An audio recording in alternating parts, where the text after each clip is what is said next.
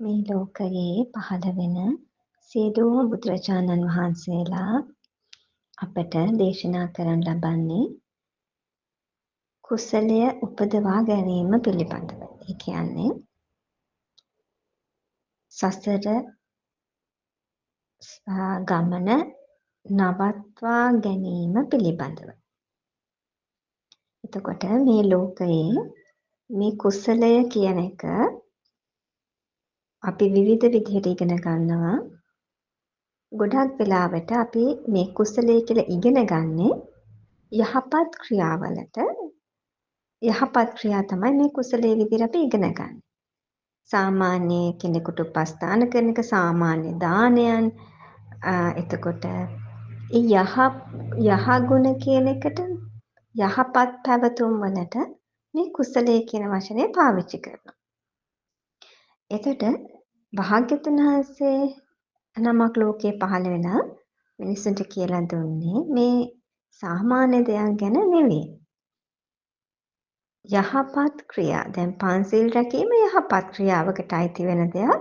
නැත්නම් ඒක කුසලයක් නෙවෙයි. පංචශීලය, දසශීලය, අටශීලය මේ වගේ එක් ඔය සමාදන් වෙන සිල්පද වලින් ඇත්තටම මේ සිල්පද කියන එක වචන පරිවර්තනයකින් ආව මිසක් නැත්තම් ඕක ඇත්තටම තේරුම වෙන්නේ තමන්ව හික්මවා ගන්න පාවිච්චි කරන නීති රීති ටිකක්නේ.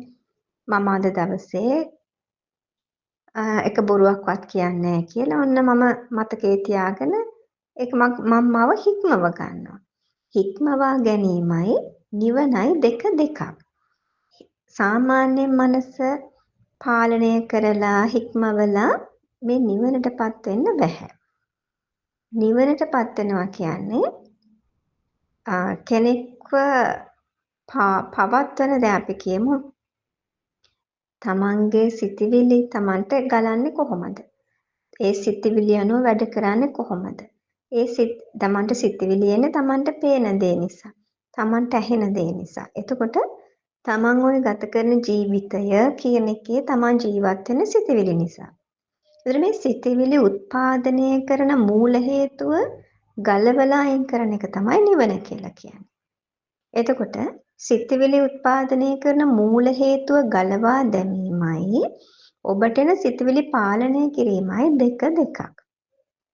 එතන මේ ලෝකේ සාමාන්‍ය හැමදාම තිබුණා අපි හැමදාම ඉගෙන ගන්නවා වගේ මේ සාමාන්‍ය අර ව්‍යවහාරයේ අපි සිල්පද කියලා තමයි ඒවට කියන්නේ. නැත්නම් කෙනෙක්ව හික්මවන දේවල් ඒ දේවල් ලෝකේ හැමදාම තිබුණා. ඒවා යහපත් දේවල්, ඒවා හොඳයි.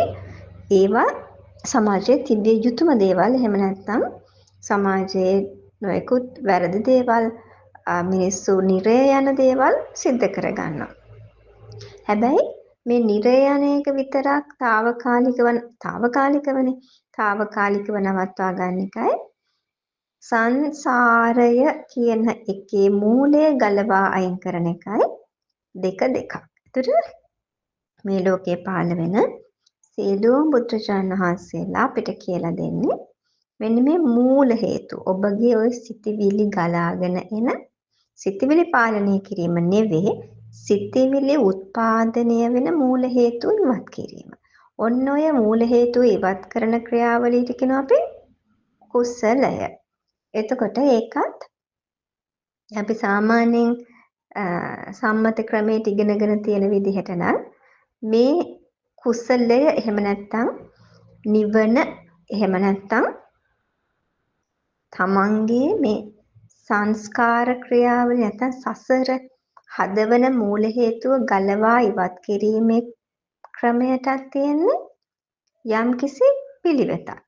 ඒතර ඒ පිළිවෙතත් උඩින් බලාගෙන යනකොට සාමාන්‍ය විදිහට කෙනෙකුට හිතෙන්න පුළුවන්. මොකද ඒකට හේතුව ධර්මය වෙනස් විදිහට අපි මුලින් ඉඳන් අහලා තියෙන්නේ.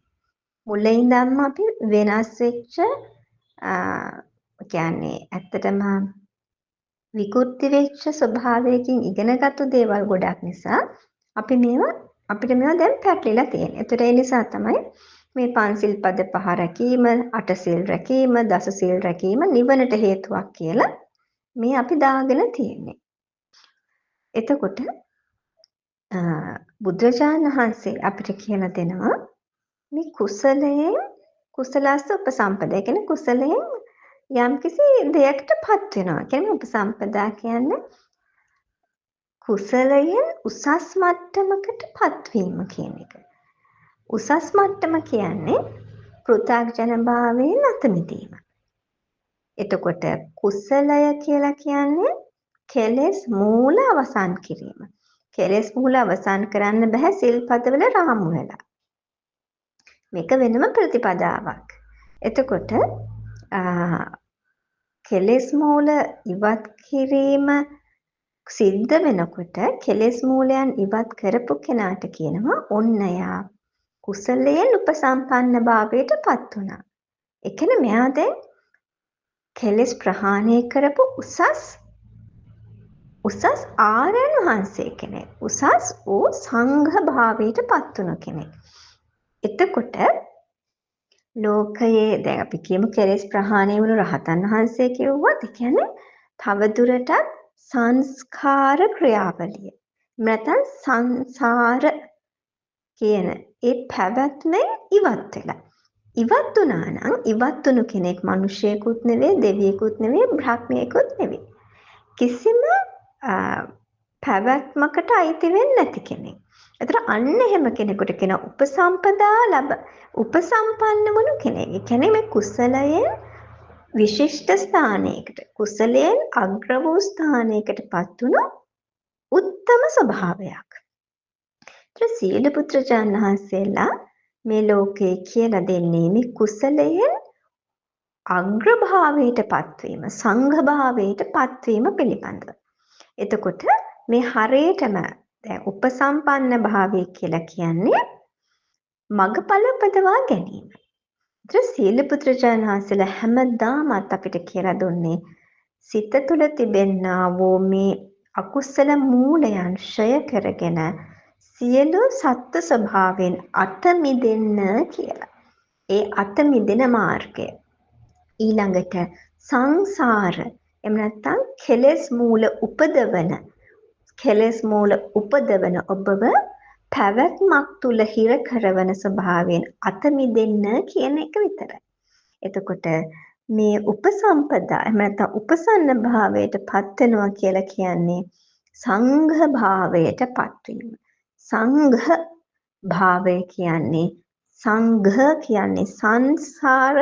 සංස්කාර එහෙම නැත්නම් සංසාර පැවැත්මෙන් අත මිදුණා කියන්නේ.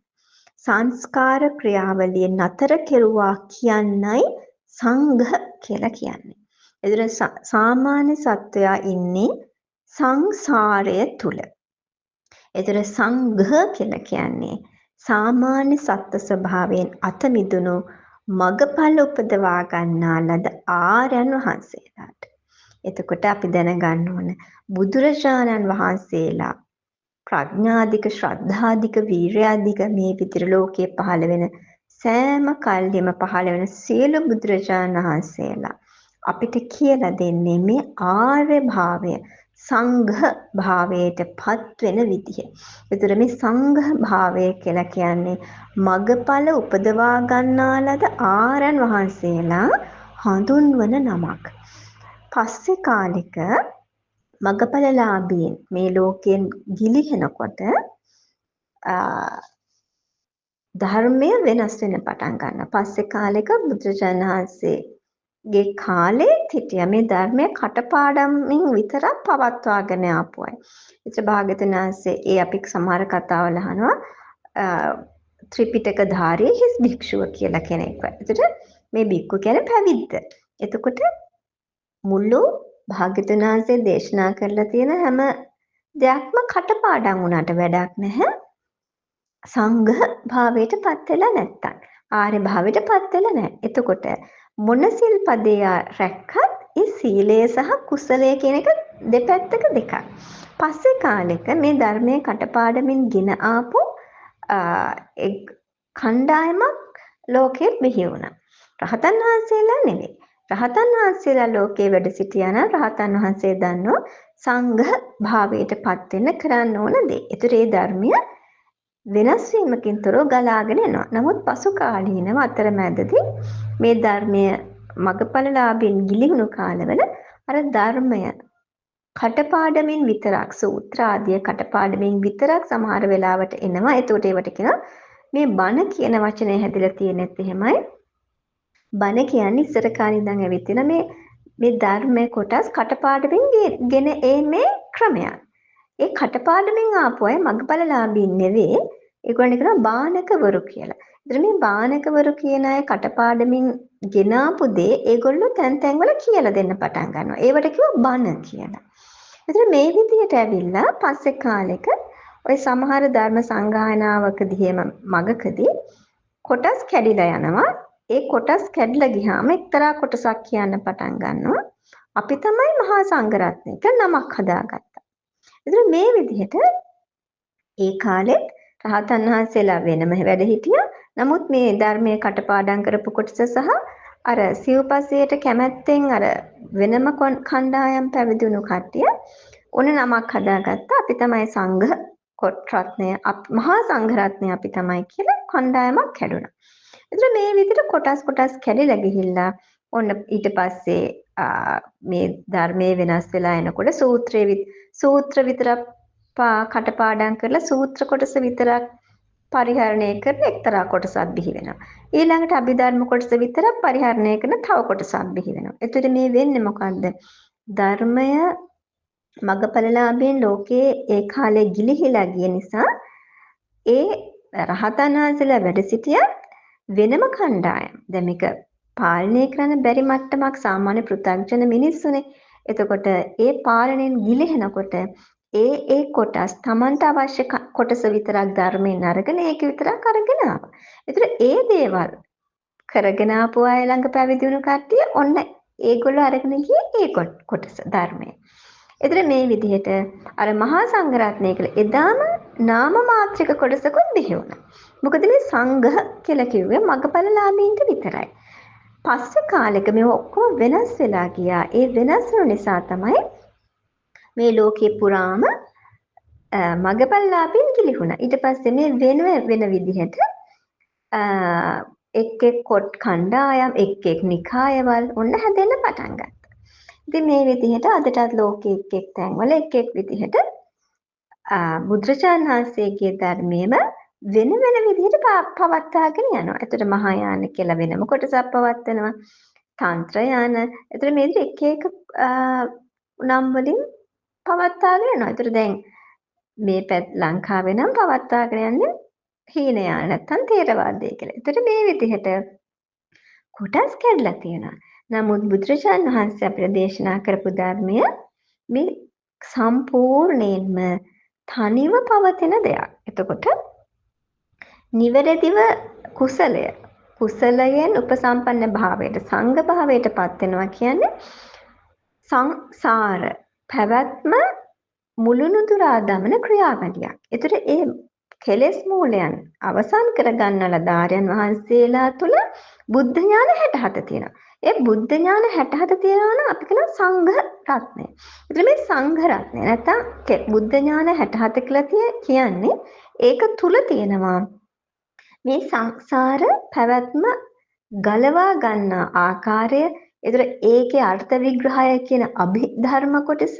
ඒතර ඒ සංසාර ක්‍රියාවලිය නැත්තම් කෙලෙස් ප්‍රහාණය කිරීම තුළ විඥාන ධාතුවේ පැවතෙන විඥාන චර්යාව. ඒතර ඒ විඥාන චර්යාව කියන්නේ ඒක තුළ තියෙනවා බුද්ධ ඥාන 67. 67 කියන්නේ නැවත වතාවක් ඒ විඥාන ධාතුව පවතින්නේ බුදුරජාණන් වහන්සේ අපිට දෙනවා බුදු කෙනෙක් වර්ණනා කරන එකම සමාධිය වෙන ආනන්තරික සමාධිය මත. ඒක සෝතාපන්නද රහතන් වහන්සේද මේ සියලු ආරයන් වහන්සේලා ආනන්තරික සමාධියට පත් වෙනවා. රහතන් වහන්සේගේ සමාධිය සම්පූර්ණයෙන්ම ආනන්තරික සමාධිය. ඒතර මේ විදිහට මේ විඥාන ධාතු ඥානචර්යාවෙන් වැඩ වාසය කිරීම. ඒතර ඒක තමයි මේ සීලය. එහෙම නැත්නම් ඇත්තටම රකින්න සිල්පදයක්වත් මනස හික්මවීමක්වත් නෙවෙයි, નિરાයාසයෙන් හිරියොත්ප්ප කියන එක මත විඥාන ධාතුවේ පැවැත්ම. එතකොට ඒ ඥානචර්යාව මත වැඩ සිටිනවා මේ ආර්යයන් වහන්සේලා. එතකොට ඒකට කියනවා අපි විනය. එහෙම නැත්නම් මේ විනය කියලා මේ අමුතෙන් සමාදන් වීම තුළ මගඵලයක් උපදින්නේ නැහැ.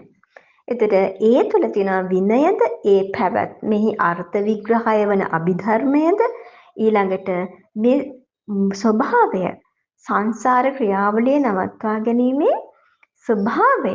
එතකොට මේ සියලුම ධර්මය පවතින මේ ආර්යයන් වහන්සේලා තුළ.